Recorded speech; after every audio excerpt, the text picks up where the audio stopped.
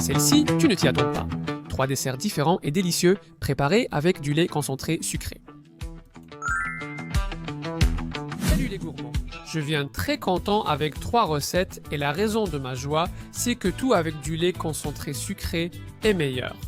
Alors aujourd'hui, 3 desserts en l'utilisant, en commençant par ce spectaculaire pudding, tu ne croiras pas à quel point il est facile à préparer. La première chose à faire est de mettre 4 œufs dans un grand récipient et de bien les battre. Tu peux utiliser une fourchette ou un fouet manuel, mais si tu as un batteur électrique, il suffit de quelques secondes pour obtenir cette texture mousseuse. Et sans arrêter de battre, on ajoute du lait concentré sucré, une petite boîte, ce qui fait à peu près 2 tasses ou 400 ml, un peu moins. On va aussi le battre jusqu'à ce que tout soit bien incorporé, et c'est tout. Même opération avec une boîte de lait de coco crémeux et bien frais. Pareil, environ 400 ml ou 2 tasses. On continue de mélanger et dès que c'est bien incorporé, on ajoute une tasse ou une petite brique, c'est-à-dire 200 ml de lait évaporé. Voilà, tout est prêt, il ne reste que la touche finale de texture à obtenir. Optionnellement, une demi-tasse de noix de coco râpée et sèche en poudre.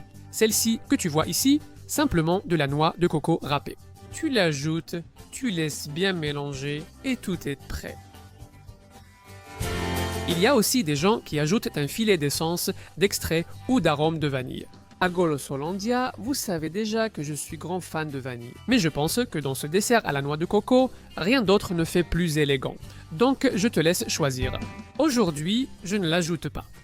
Ce que nous allons faire, c'est le placer dans un plat allant au four ou dans un moule. Et comme tu vois, je le badigeonne bien de beurre pour qu'il se démoule plus facilement et qu'il soit encore meilleur, même si tu pourrais sauter cette étape. Et ensuite, dedans, la petite crème qu'on vient de préparer, c'est vraiment pas plus simple, on verse toute la crème à l'intérieur. Il ne reste plus qu'à en profiter. Ce moule a une capacité de 1,7 litre, donc calcule à peu près ce volume. Ensuite, au four que nous avons préchauffé à 180 degrés Celsius, ce qui fait environ 355 Fahrenheit, avec chaleur en haut et en bas. La question du ventilateur importe peu, que vous l'activiez ou non. Il faudra environ 45 minutes pour qu'il devienne doré. Si en piquant avec un cure-dent au centre, il en ressort propre, c'est prêt. Donc dès que vous le voyez doré, piquez-le. Et ensuite, vous le sortez et vous le laissez refroidir. Mais placez un peu de papier absorbant ou de cuisine en dessous pour que la baisse de température soit plus uniforme. Et une fois qu'il est tiède, vous le mettez au réfrigérateur pendant au moins 2 heures.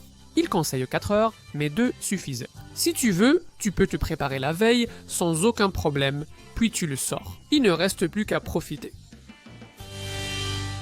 Regarde, regarde, regarde, regarde, regarde, regarde, regarde, quelle allure, quelle couleur et quel arôme. Un dessert ultra facile avec lequel tu es sûr de faire un carton.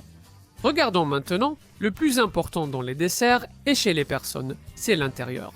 Et regarde, regarde, regarde, regarde, regarde, cette coupe, cet intérieur, quelle fantaisie, quelle joie ce dessert. Et comment allons-nous en profiter ? Cuillerée après cuillerée, ne me dis pas que tu n'en as pas envie. Regarde, regarde, regarde, regarde, regarde, regarde, comme ça a l'air bon. Je suis sûr que tu veux déjà en manger un bon morceau. Eh bien, avant que tu ne te mettes au travail, je te recommande de regarder cette version. C'est un riz au lait à la péruvienne, parce que le résultat est incroyable. Nous allons d'abord cuire légèrement le riz. Pour cela, on met 900 ml ou 4 tasses et demie d'eau dans une casserole. On ajoute du riz, précisément 200 g ou 2 tasses. On remue un peu comme ça pour bien répartir le riz et on ajoute 2 bâtons de cannelle. On met le tout à cuire. Nous allons le mettre sur le feu, à feu moyen ou même un peu plus doux, et nous couvrons. On attend 10 minutes. Après ces 10 minutes, on remue un peu le riz pour qu'il reste bien détaché et on laisse cuire au moins 10 minutes de plus. Bien que cela dépende un peu de la variété ou du type de riz que nous utilisons. On retire les bâtons de cannelle.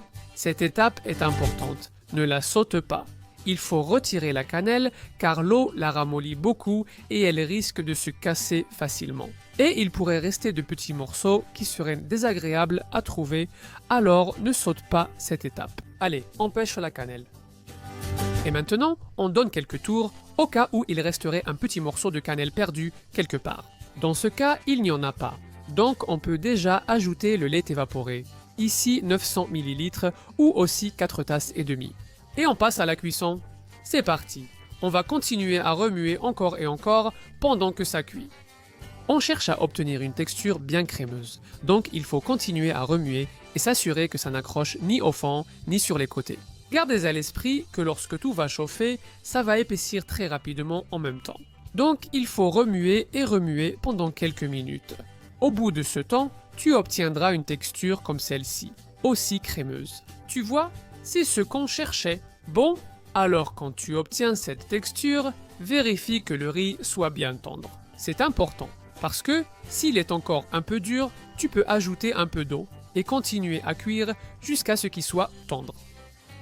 Au moment où il est tendre et à cette texture, tu ajoutes 400 g ou 2 tasses de lait concentré sucré. Allez, une petite boîte, on va l'ajouter en entier, en raclant avec la spatule, la maryse ou comme vous l'appelez, jusqu'à la dernière goutte. Et on mélange. Donc tu l'ajoutes et tu remues jusqu'à ce que ce soit bien incorporé. Ça va très vite parce que tout est chaud et le lait concentré va se dissoudre très rapidement. Donc en moins d'une minute, tu peux déjà ajouter l'ingrédient suivant, dans ce cas le sucre. Une autre tasse entière, 200 g, et pareil, on va bien mélanger pour que tout s'incorpore parfaitement. Observe cette texture crémeuse. Comme tout à l'heure, la chaleur va faire son travail et le sucre va se dissoudre avec la crème en un rien de temps. Enfin, le dernier ingrédient. Dans mon cas, une tasse de raisins secs, ce qui semble être le plus typique. On me dit que si tu n'aimes pas les raisins secs, tu peux aussi ajouter de la noix de coco râpée, et que c'est aussi super bon. Alors dites-moi dans les commentaires avec quoi vous le préférez. Je serais ravi de tous les essayer. Dans ce cas, les raisins, tu les laisses cuire quelques minutes de plus.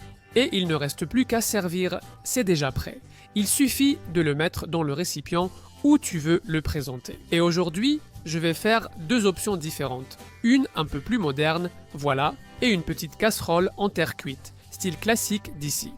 Alors, laquelle vous plaît le plus? Aussi simple que de remplir et décorer.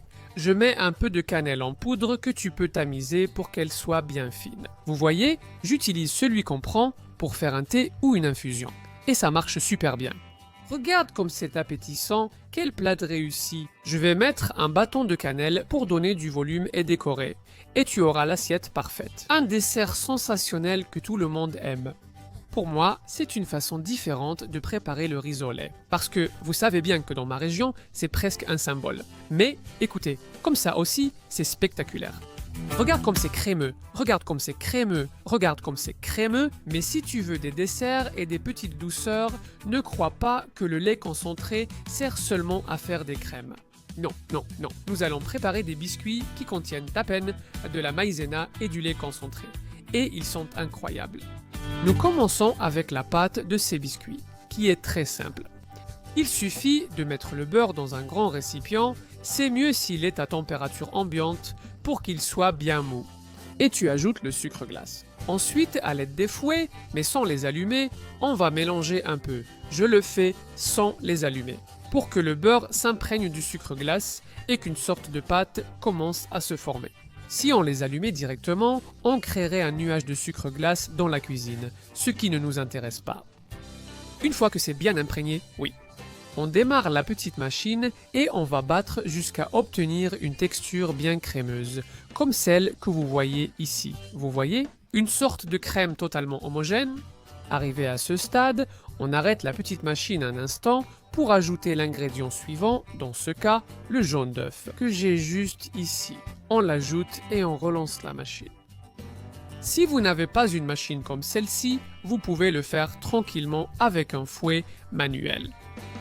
Et pour tout le monde, rappelez-vous que chaque fois que nous faisons ce type de pâte, il faut aussi passer le fouet sur les bords du récipient. Parce que très souvent, la farine, le sucre glace et des choses similaires ont tendance à rester collés après. Voici un autre ingrédient, dans ce cas le lait concentré sucré, qui va donner cette texture si caractéristique à ces petits biscuits qui sont... oh, qu'ils sont délicieux. C'est un vrai péché mignon. Bon. On ajoute et on mélange encore une fois. Comme vous pouvez le voir, les étapes sont très simples, les unes après les autres, et la méthode est pratiquement la même à chaque fois. Il faut bien battre et passer au fond et sur les côtés du récipient, pour que tout soit bien intégré et que la texture soit uniforme. Tout à fait. Alors, qu'est-ce qu'il nous reste? Eh bien, le dernier ingrédient, le plus important, celui qui donne son nom au biscuit. Oui, la farine de maïs raffinée ou maïzena. Même pour ce type très fin, je recommande de l'ajouter avec une passoire ou un tamis. Cela nous évitera les grumeaux et nous demandera moins de travail à la fin. Donc, il vaut la peine de prendre un peu de temps pour passer toute la farine de maïs raffinée ou la fécule de maïs au tamis ou à la passoire. Après cela, bien mélanger. Cela se fait très bien simplement avec une cuillère ou une spatule de pâtisserie.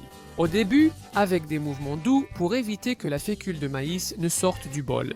Puis tu peux y aller plus énergiquement pour que ça se mélange plus rapidement. Aussi simple que de mélanger. Vous allez remarquer que la crème que nous avions préparée auparavant va absorber la poudre, qui est la farine de maïs. Quand tout est bien mélangé et que vos mains sont bien propres, il est temps de pétrir un peu.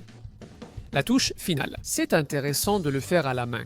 Donc voilà. On prend la main bien propre. On profite aussi de ce qui reste sur la cuillère ou la spatule, parce qu'ici on ne gaspille rien, jusqu'à la dernière goutte. Puisqu'on travaille, il faut en tirer profit. Et voilà, il ne reste plus qu'à pétrir. C'est aussi simple que de presser et relâcher, jusqu'à ce qu'une sorte de boule se forme et ne colle plus aux mains. Tu vois, comme ça. La texture est moelleuse, mais tu peux déjà commencer à former une sorte de boule. Quand tu arrives à ce stade, tu mets un couvercle sur le récipient.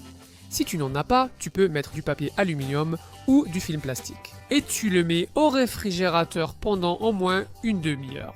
Le but, c'est qu'il durcisse un peu. Donc, on le met au réfrigérateur et on attend un petit moment. Après ce temps, on sort notre pâte et on va préparer les biscuits. Vous verrez comme ils sont faciles à faire. Regardez.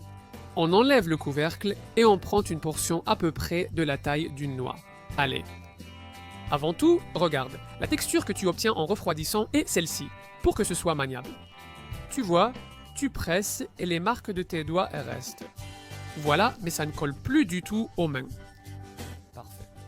On prend une portion, on la façonne avec la main, on fait une petite boule et on la place sur un plateau recouvert de silicone. Vous pourriez aussi le recouvrir de papier sulfurisé. Parfaitement. Nous allons remplir toute la surface de petites boules, mais en laissant un peu d'espace entre chaque biscuit. Et une fois que la plaque est pleine, nous allons leur donner forme. Regardez comme c'est facile, il suffit d'écraser avec une fourchette et de relâcher, d'écraser et de relâcher. Tu remarqueras souvent que ça colle un peu à la fourchette. Eh bien, ce n'est pas grave. Tu peux la tenir comme ça un peu avec le doigt et c'est tout. Mais il est possible que certaines soient moches parce qu'elles collent à la pâte.